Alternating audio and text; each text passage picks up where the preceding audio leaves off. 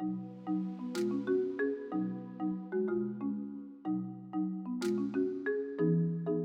mihi nui kia koutou, kia ora. My name is Pania Coote, descendant from Ngāi Tahu, Ngāti Kaupata and Ngāti Raukawa. I am the co-chair of the Tāngata Whenua Community and Voluntary Sector Research Centre, known today as Community Research. Our business is about the gathering and dissemination of community-based research that is collaborative and inclusive. We contribute to the strengthening of the capacity of the Tāngata Whenua Community and Voluntary Sector through research. Tēnei au, ko te hōkai nei o taku tapu ai. Ko te hōkai nuku, ko te hōkai rangi, ko te hōkai a tō tūpuna a tāne nui ārangi.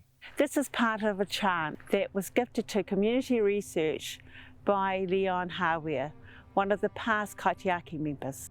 It documents Tāne's journey to the heavens to collect the three baskets of knowledge to bring them down to earth. Human life and knowledge were said to originate in the realm of Ranginui, the Sky Father. Te Kitea Tuori, the basket of light, which held the knowledge of ritual, memory and prayer.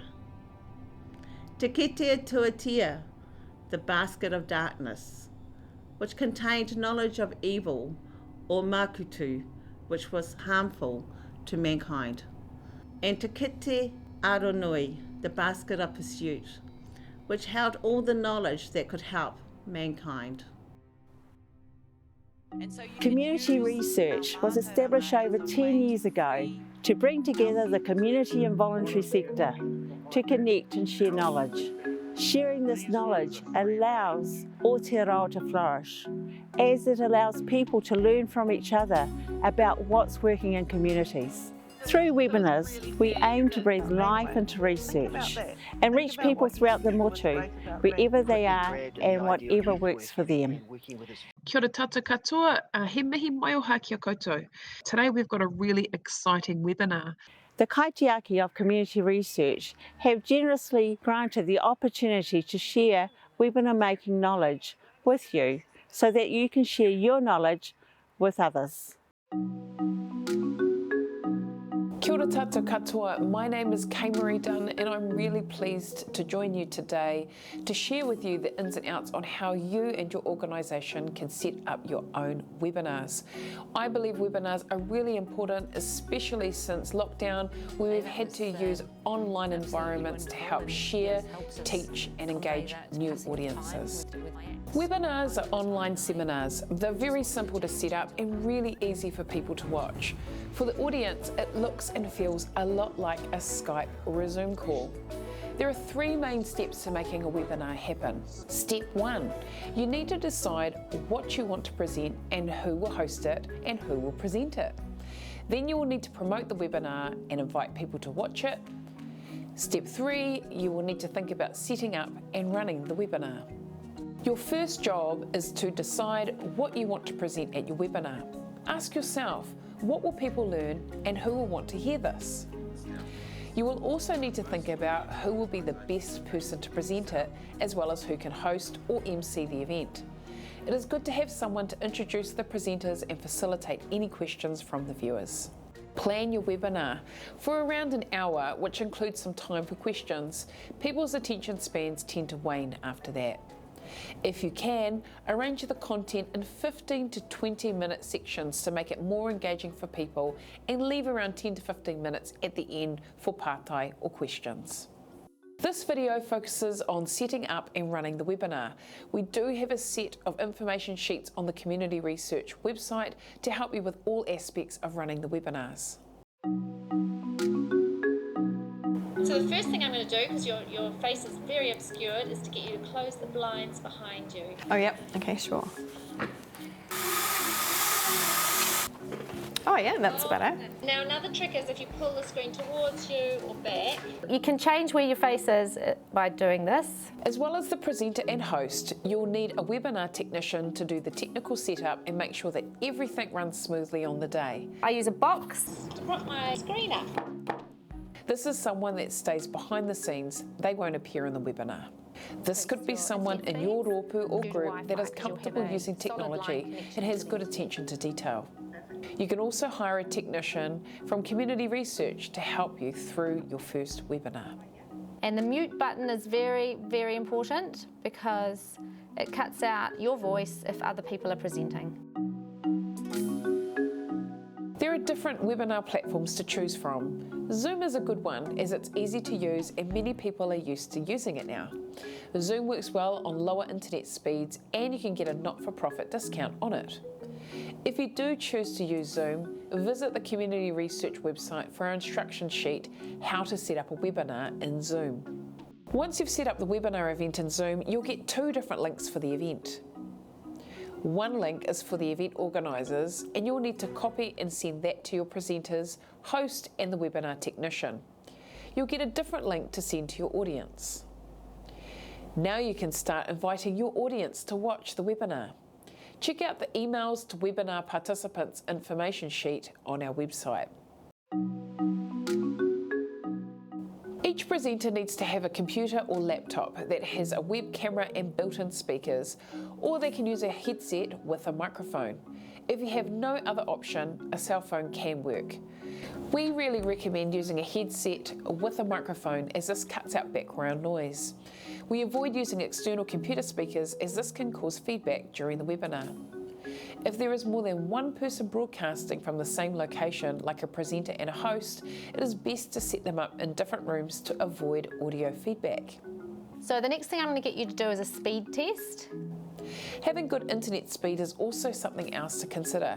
If you have slow internet speed, you can plug your computer into the modem using an Ethernet cable. And it is a good idea to make sure no one else is using your internet like the kids gaming.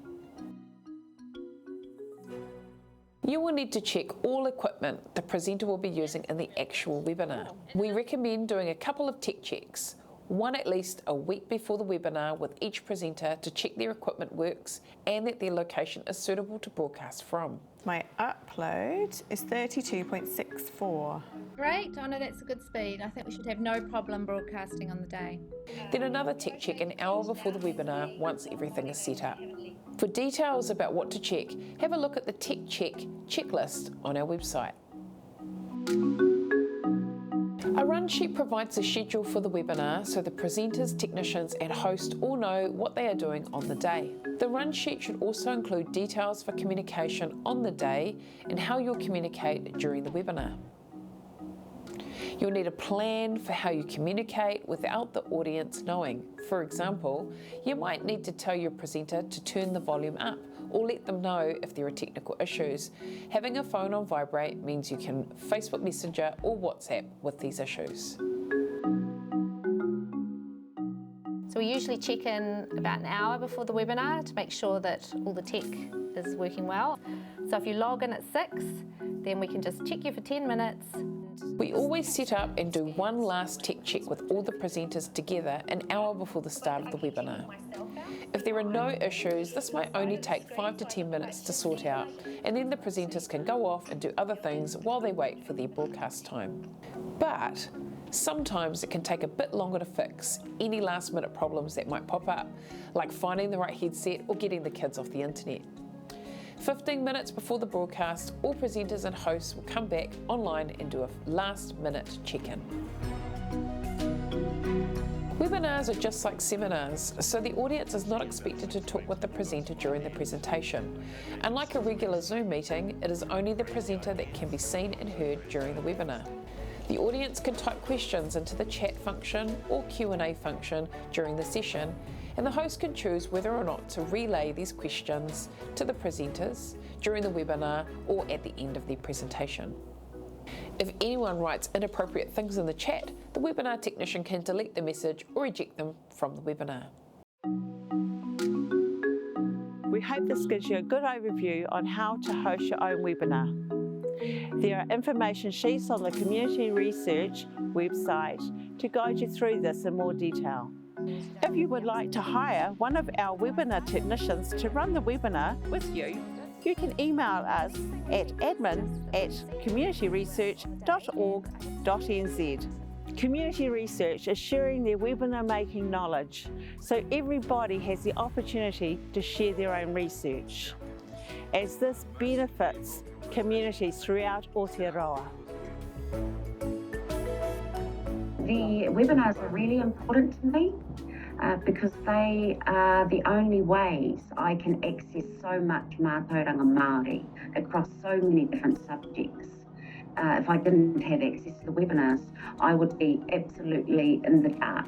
As an educator of social work students and as a social worker in the community and a supervisor, I find it a really useful resource.